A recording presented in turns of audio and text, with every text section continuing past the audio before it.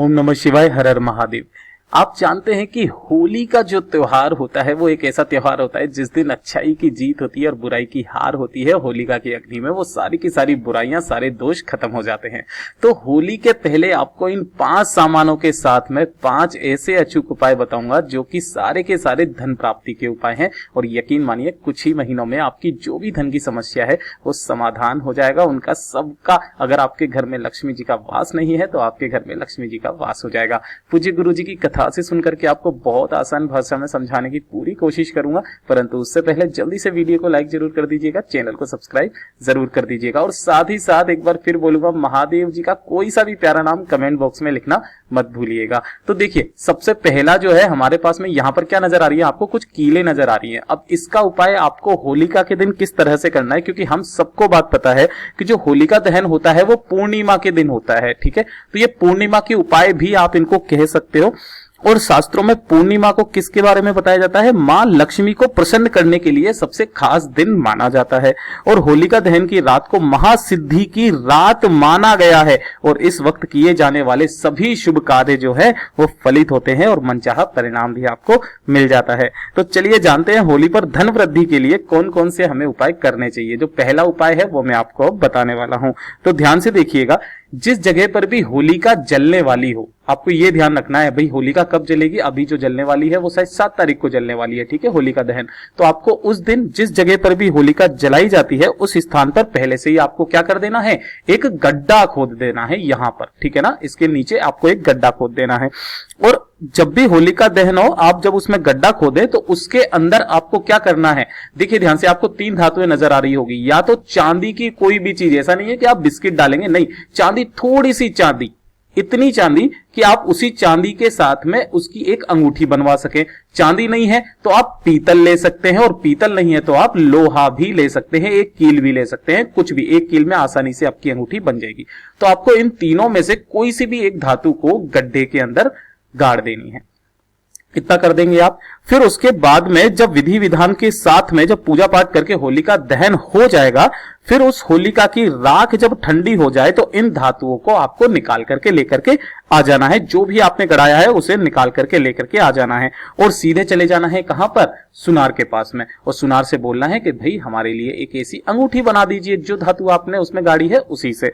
और इस वाली जैसे ही आपकी ये अंगूठी बनेगी, आपको क्या करना है, शुक्रवार के दिन, जो भी दिन पड़ेगा उसके बाद में शुक्रवार, आपको शुक्रवार के दिन वो वाली जो अंगूठी है आपको आपकी बीच वाली उंगली में, दाहिने हाथ की बीच वाली उंगली में आपको इस तरीके से पहन लेनी है। और यकीन मानिए इसके बाद में आपकी धन वृद्धि अपने आप होने लगेगी, आर्थिक व्यवस्था सुधर जाएगी। अगर नौकरी नहीं है तो नौकरी भी लग जाएगी आपकी। कहने का मतलब यह है जो भी धन की समस्या है वो सारी हल हो जाएगी। अब दूसरे उपाय पर चलते हैं। दूसरे उपाय पर, पहला उपाय हो गया अपना, अब ये दूसरा उपाय है पान के पत्ते का उपाय। देखिए, पान के पत्ते के उपाय के अंदर आपको करना क्या है, आपको इस तरीके से पान के पत्ते चाहिए। भैया कितने चाहिए आपको पत्ते, तो वो चाहिए 7 पत्ते, जो कहीं से भी कटे फटे टूटे फूटे ना हो। और इन 7 पत्तों को लेकर के चले जाना है जिस जगह पर भी होलिका दहन हो रहा हो। ठीक है, अब आपको इसके होलिका दहन के क्या करना है, आपको इस तरीके से 7 परिक्रमा, घड़ी की सुई की दिशा में आपको 7 परिक्रमा करनी है। और हर एक परिक्रमा के बाद में आपको एक एक पत्ता अग्नि मैया को इनको समर्पित करते चले जाना है, अपनी मनोकामना कहते हुए, धन की समस्या बताते हुए और उसे हल करते हुए आपको ये सारा का सारा कह देना है। ठीक है, और आप इसके बाद में देखेंगे कि आपकी जो अगली होली आएगी उससे पहले पहले आपकी जो भी धन की समस्या है वो सारी हल हो जाएगी। लक्ष्मी जी का वास अगर आपके घर में नहीं है तो लक्ष्मी जी का वास भी आपका होने लग जाएगा। ये हो गया दूसरा उपाय। अब चलते हैं तीसरे उपाय पर, जो कि है नारियल का उपाय।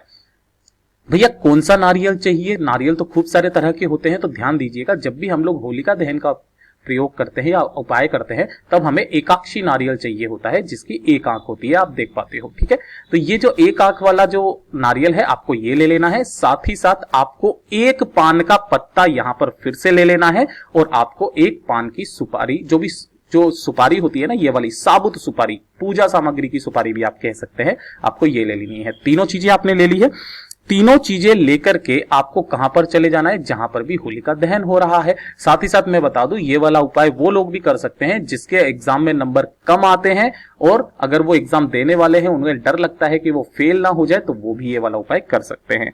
फिर इसके बाद में क्या कर देना है, मां लक्ष्मी जी की जो सबसे प्यारी चीज है नारियल, ठीक है, इस नारियल को अग्नि में आपको अर्पित कर देना है, ठीक है। और अर्पित करने से आपकी जो भी आर्थिक तंगी होगी वो दूर हो जाएगी। साथ ही साथ इसके बाद में आपको जलती हुई होली में नारियल के साथ में उसके बाद पान के अंदर ही इसी सुपारी को रख करके, यानी कि पान के पत्ते के अंदर इसी सुपारी को रख करके आपको वो भी क्या करना है, इसी के अंदर समर्पित करना है। परंतु ध्यान से सुनिएगा, यही समझने वाली बात है, उससे पहले आपको उन्हें लेकर के 11 बार इसकी परिक्रमा करनी है।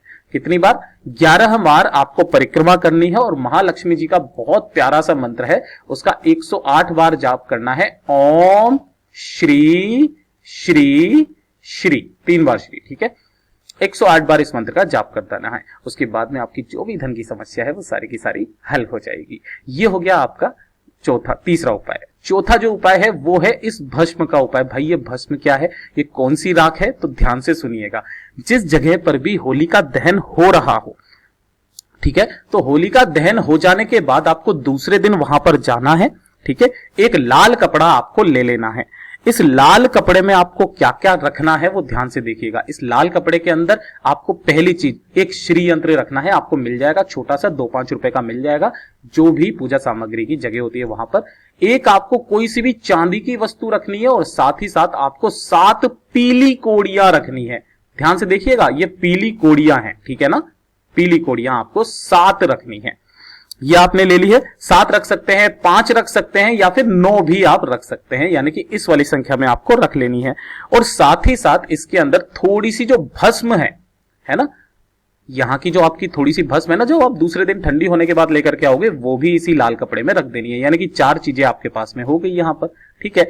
इस लाल कपड़े की एक पोटली बना लेनी है और इस पोटली को आपको अपने घर के जिस जगह पर भी आप लक्ष्मी जी रखते हो या फिर आप धन रखते हो उस जगह पर आपको रख सकते हो। अगर कोई दुकान है तो आप अपने गले में रख सकते हो सके तो इसकी छोटी सी पुड़िया बना करके आप अपने पर्स में भी रख सकते हैं।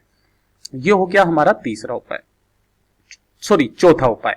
अब चलते हैं हम लोग 5वें उपाय पर, जो कि है हमारी खीर का उपाय। अगर आप देख पाते हो तो इस खीर को क्या करना है, सबसे पहले तो आपको होलिका की जो भी रात होती है वो पूर्णिमा की रात होती है, ये भी हमें बात पता है। तो होली के दिन आपको ये वाला उपाय करना है, पूर्णिमा के दिन, ठीक है। क्या करना है, आपको केसर वाली खीर बनानी है। कौन सी वाली? केसर वाली खीर। और इस केसर वाली खीर के आपको क्या करना है, मां लक्ष्मी जी को आपको इसका भोग लगा देना है। सबसे पहले तो जब आप इसका भोग लगाएंगे, फिर इस खीर का भोग लगाने के बाद अगले दिन सुबह नहा धो करके इन खीर के आपको 3 हिस्से करने हैं। इस खीर के आपको कितने हिस्से करने हैं? 3 हिस्से करने हैं। अब एक हिस्सा जो है वो आपको देना है किसको? कोई सी भी जो भी छोटी कन्या हो, आपको उसे खिला देनी है अपनी मनोकामना कहते हुए, ठीक है।